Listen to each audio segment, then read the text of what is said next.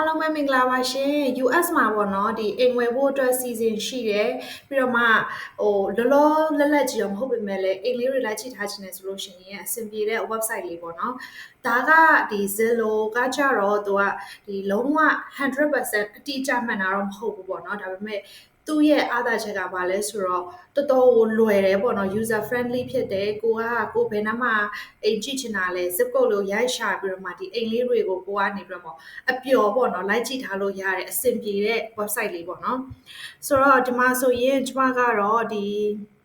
ကျမတို့နားလေးကပေါ့နော်ဒီ76112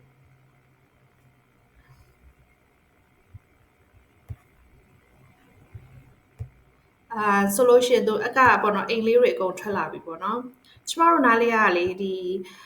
3သိန်း4သိန်းတန်ဝန်းကျင်အိမ်လေးတွေဆိုတော့ကောင်းနေပြီရှင်ဆိုတော့ဒါကတော့ဒီသူတို့လက်ရှိမှာပေါ့နော်အိမ်ရောင်းမယ်ဆိုပြီးတော့မှ list လုပ်ထားတဲ့အိမ်လေးတွေပေါ့နော်ပြီးတော့ဒီမှာဆိုလို့ရှိရင်လည်းကိုကဒီ minimum ဘယ်လောက်သုံးချင်တာလဲ maximum ဘယ်လောက်သုံးချင်တာလဲကိုကဒီမှာထည့်လို့ရတယ်ပေါ့နော်ပြီးတဲ့အခါကျတော့ဒီအိတ်ခမ်းဘယ်လောက်ရေချိုးခမ်းဘယ်လောက်သုံးချင်တာလဲပေါ့နော်အဲ့ဒါလေးတွေလည်းအကုန်ထည့်ပြီးတော့မှဒါပေမဲ့အပျော်ရန်လိုက်ကြည့်လို့ရတယ်ပေါ့နော်ဘာဖြစ်လို့လဲဆိုတော့ဒီရဲ့အချက်လက်တွေကတော့လုံးဝ100%မှန်တာတော့မဟုတ်ဘူးပေါ့နော်ဆိုတော့ဒီမှာဆိုရင်ဒီအိမ်ဆိုလဲတော်တော်လာတယ်ပေါ့နော်ဒီမှာ12လပိုင်း73ရက်နေ့မှာအိမ်ကို1000ဈေးလျှော့ထားတယ်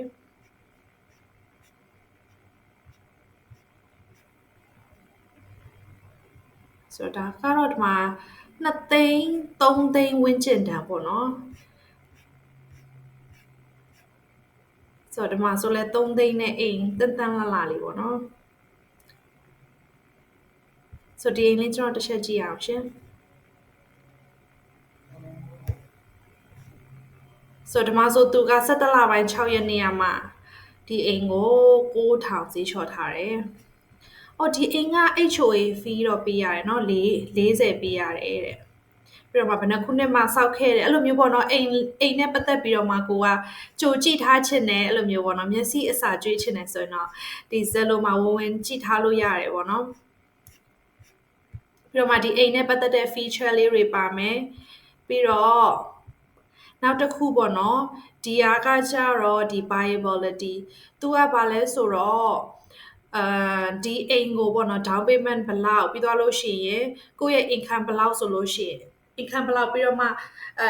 credit score ဘယ်လောက်ဆိုလို့ရှိရင်เนาะ monthly payment ဘယ်လောက်ကျနိုင်တယ်ဆိုပြီးတော့မှ तू ကတွက်ပေးတာပေါ့နော် buyability ကိုတက်နိုင်မလားပေါ့အဲ့လိုပုံစံမျိုးအဲ့ဒါလေးလဲကိုကစမ်းကြည့်လို့ရတယ်ဆိုတော့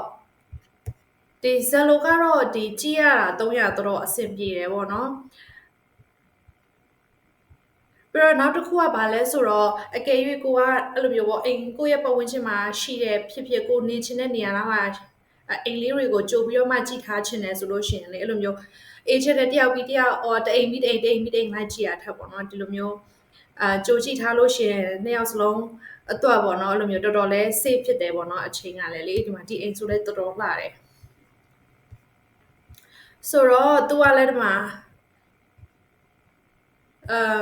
12လပိုင်း73ရက်နေ့ကဈေးလျှော့ထားတယ်အိတ်ခမ်း၄ခမ်းပြီးတော့ခါကြတော့